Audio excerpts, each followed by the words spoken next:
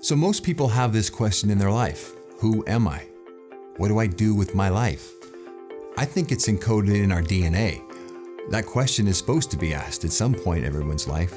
You're supposed to come to a point where it's a crossroads in your life. You think, who am I? What is this about? What's the meaning of life? Those are big questions, and I think most people answer them themselves in certain ways, but ultimately there's a bigger answer, I feel. There's an answer that's right there encoded in the question, who am I? And I'm going to get to that in a few minutes, but I want you to think about it as we roll through this little video and talk about you, and talk about what drives you, what inspires you, what takes you on this journey of your life, and what are the lessons you're supposed to learn. I think everything happens for a reason. There are no accidents. Things just don't show up in your life by accident. I truly believe that. And my life has been a testament to that. My stories in my life, I've written them in a book called the Now-ist, and it's hopefully going to teach people how to focus more consistently on the present moment, how to live their life focused on what they want instead of what they don't want in that moment, in the many moments of your life and of your day and of your hours and even of your minutes.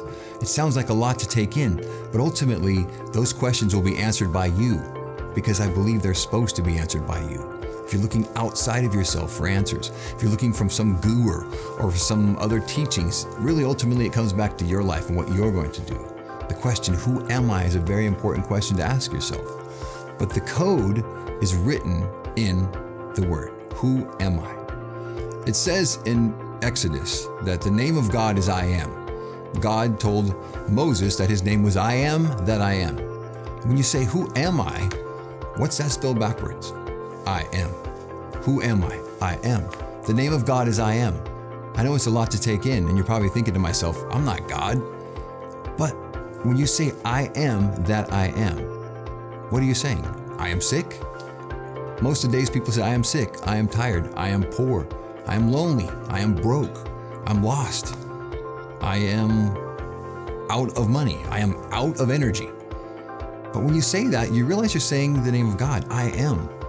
It was said 2,000, 4,000, 5,000 years ago, however long it was that the Old Testament was written, that I am is the name of God. How do you use your I ams?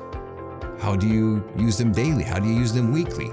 You constantly tell yourself, I am, but you don't know what you're saying. I mean, it's almost worse than saying, a blasphemous word, using God's name, all these inflammatory things that you could say in your life. You don't realize that you say them consistently, even more blasphemous, by saying, I am poor, I am sad, I am lonely, I am lost, I am not good enough. You are. I am. Use your I ams powerfully. Realize when you say who I am, you're answering your own question. I am God. I am that I am. That means I am that I am, meaning I am that person. You are that person. We all have God in us. We're all a spark of God.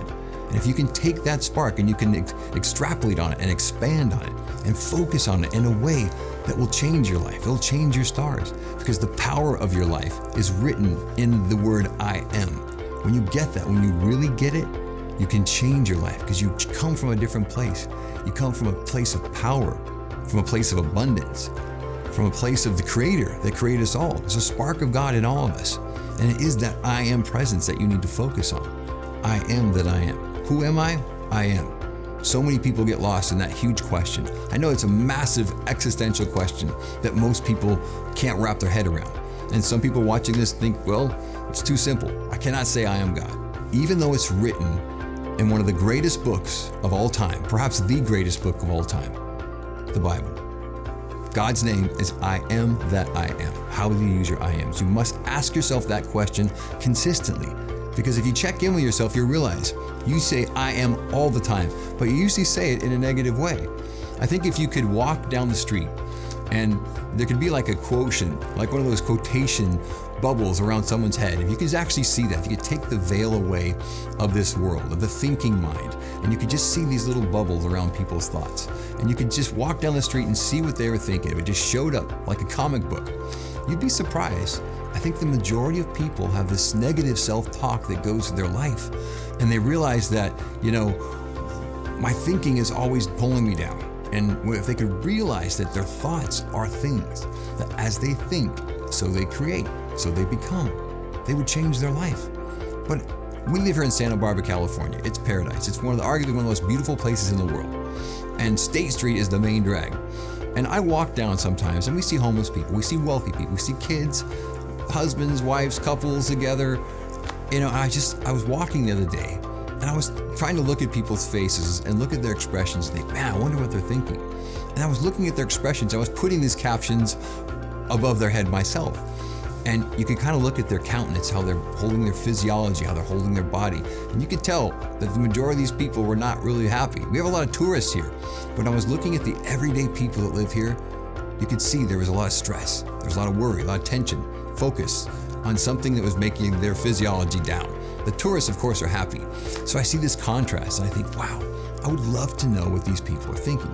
So I kind of made it up in my head. And I've looked at different studies and found that yes, self-talk is a huge part of people's life. It's the majority. You think and you talk to yourself all the time in your brain. But how often is your thinking positive? How often are you thinking about your I am in a negative way? How often do you spend your time resonating in negative energy and negative self-talk? And then you're surprised at the end of your day, or the end of your month, end of your year, that life is kind of showing up in a way you don't like, or life has become something that you're not part of. It's kind of your life is living you, that you're pulled through life in this inertia, this negative momentum that's pulled you in a direction you don't want to go. But you can take your power back.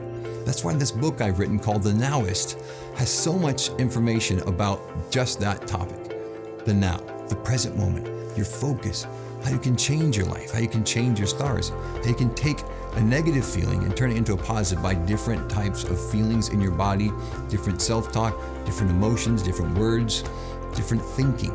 Because the thinking mind, it tends to take us where we don't want to go without us even knowing. We get pulled on the river of life and we wonder why we end up someplace we had no intention of being.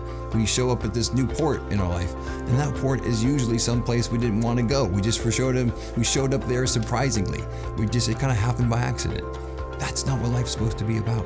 You have the control of your life. You have the opportunity to do things a completely different way if you choose a different way of thinking. When you change the way you look at things, the things you look at change. Dr. Wayne Dyer said that. God rest his soul, he passed away a few years ago. But that has always stuck with me. When you change the way you look at things, the things you look at change. That was probably his epitaph on his stone when he passed, because that was his message. He wrote 41 books, but that was his message that I think he left this planet with, that changing the way you look at things can change your life. And when you change your self-talk, you're changing the way you look at things, you're internalizing it in a different way. That can change your life. Then each thought will stack on the next thought, will change your momentum. Eventually your life will take you in a place you want to go.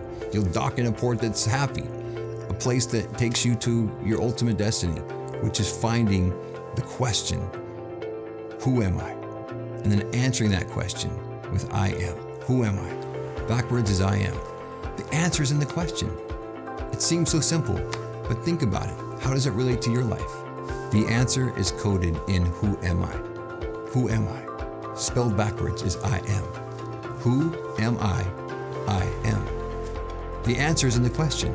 That's why I feel like it's been coded in us, in our DNA, in our life, to answer that question at some point. You're going to ask that question and you're going to be at a low spot. You might be at a high spot. You realize that the question gets answered many times in our life. But when you really get it, the answer is in the question. Who am I? I am is the name of God. So for me, when I stumbled across that answer, when it revealed itself to me, I realized that I was I am. That I am I am. It was tough. It took me at least 2 weeks when I was given that idea of who am I and I am. When I discovered that answer encoded in the question, it changed my life forever. It inspired me to write the book that I've just completed called The Now-ist. That book is my life's work. It's a spiritual memoir. It teaches me about the present moment, and that living in that present moment answers that question, who am I?